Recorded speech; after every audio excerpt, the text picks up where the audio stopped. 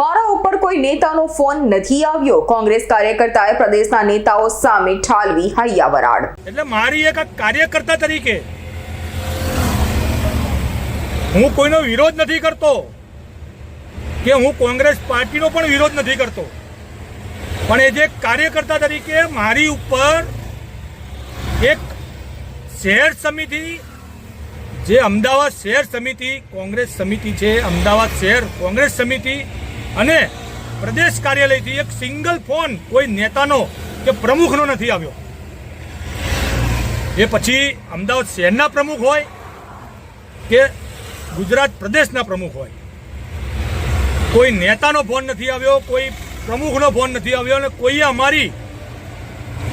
અમારી નોંધ નથી લીધી કે અમારી ખબર અંતર નથી લીધી। મારી કે મારા પરિવારની એવા 21 જણાની આ તકલીફ છે, જે અમે 21 જણા ભાગતા ફરી રહ્યા છીએ।